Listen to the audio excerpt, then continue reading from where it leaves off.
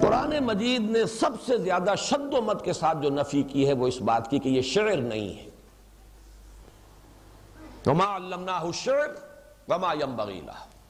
ہم نے اپنے اس رسول کو صلی اللہ علیہ وسلم شعر سکھایا ہی نہیں، نہ یہ ان کی شایان شان ہے. دوسری بات، عام معنی میں قرآن کتاب بھی نہیں ہے. وہ اقبال کا مصرع یہاں بھی کوٹ کر رہا ہوں، اگرچہ اصل تو معنی وہ تھے جو میں بیان کر چکا ہوں. یہ کتابیں نیست چیزیں دیگر است. وہ اس لیے میں عرض کر رہا ہوں کہ آج ہمارا جو تصور کتاب کا ہے وہ یہ ہے کہ ایک موضوع کسی کتاب میں تصنیف میں اسے جب آپ چیپٹرز کی شکل دیتے ہیں، ایک چیپٹر میں ایک بات مکمل ہو جانی چاہیے، اگلے چیپٹر میں بات آگے چلے گی، کوئی بات پچھلی ریپیٹ نہیں ہوگی، تیسرے چیپٹر میں بات اور آگے چلے گی. ایک کتاب جو ہے وحدت بنے گی ایک مضمون کے اعتبار سے، اور اس میں جو چیپٹرز ہیں ان کے اندر اس طریقے سے تقسیم ہو جائیں گے عنوانات اور موضوعات. اس پہلو سے، اس اعتبار سے جو معروف معنی میں لفظ کتاب کا اطلاق کیا جاتا ہے ہمارے ہاں، اس معنی میں قرآن کتاب نہیں. الکتاب ہے، لکھی ہوئی شے ہے، اللہ تعالیٰ نے اسے کتاب قرار دیا ہے. سب سے زیادہ کثرت سے لفظ کتاب ہی قرآن میں آیا ہے، 350 جگہ آیا ہے. قرآن اور قرآنن یہ تقریباً 70 مقام پر آیا ہے.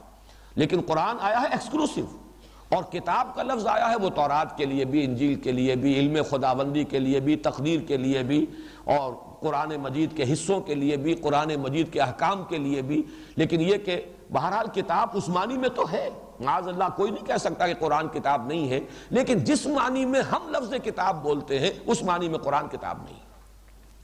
تیسرے نمبر پر نفی کرنی چاہیے، ایسا بھی نہیں ہے کہ یہ مجموعہ مقالات ہو، کلیکشن آف ایسیز نہیں ہے. اس لیے کہ ہر ایسے، ہر مقالہ اپنی جگہ پر ایک مکمل شے ہوتا ہے، خود مکتفی، مکمل، اس کی کلیکشن ہے. لیکن وہ شکل بھی قرآن مجید کے بارے میں ہم نہیں کہہ سکتے. اب یہ ہے کیا؟ پہلی بات تو نوٹ کیجئے کہ اس کا اسلوب ہے خطبے کا، انداز خطبے کا ہے. عرب میں دو ہی چیزیں زیادہ معروف تھیں، یا خطابت یا شاعری.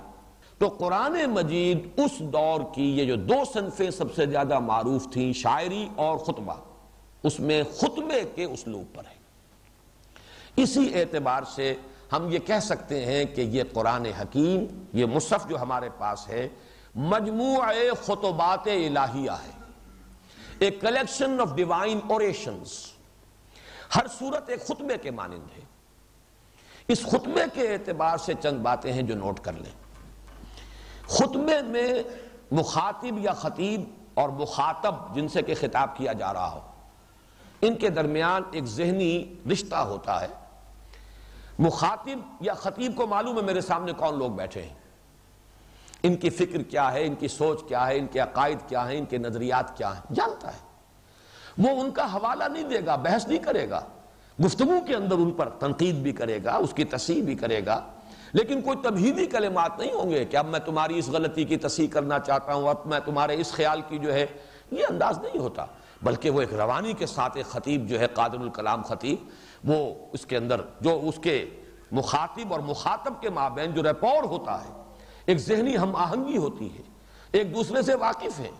اور جو خاص طور پر جو مخاطبین ہیں، ان کے فہم، ان کی سمجھ، ان کے عقائد، ان کے نظریات سے وہ خطیب واقف ہوتا ہے. تو یہ در حقیقت خطبے کی ایک شان ہے. یہی وجہ ہے کہ اس میں تحویل خطاب ہوتی ہے اور بغیر وارننگ کے ہوتی ہے. پھر یہ کہ خطبے میں آپ نے دیکھا ہوگا ایک مقالہ ہے، مقالے میں عام طور پر صرف عقل سے اپیل کی جاتی ہے، اس میں لاجک، اس میں منطق، دلائل، عقلی دلائل. خطبے میں جہاں عقل سے اپیل ہوتی ہے وہاں جذبات سے اپیل ہوتی ہے. انسان کے اندر جھانک کر گویا کہ بات کی جا رہی ہے، لوگوں کو دعوت دی جاتی ہے اپنے اندر جھانکو، وفی انفسکم افلا تبصرون، ذرا جھانکو اپنے اندر. ان کے جذبات سے اپیل کی جاتی ہے. اف اللہ شک فاطر السماوات والارض، ذرا غور کرو، کیا اللہ کے بارے میں کوئی شک ہو سکتا ہے جو آسمان اور زمین کا بنانے والا ہے؟ یہ انداز جو ہے یہ بہرحال تحریر میں یا کسی مقالے میں اس میں نہیں ہوگا، یہ خطبے کا انداز ہے.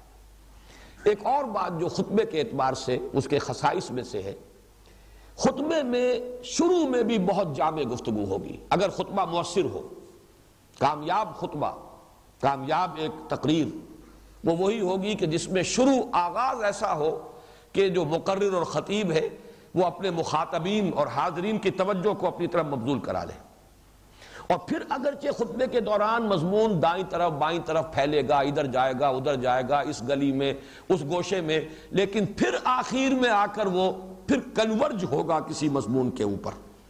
یہ اگر نہیں ہے تو گویا کہ وقت ضائع ہو گیا۔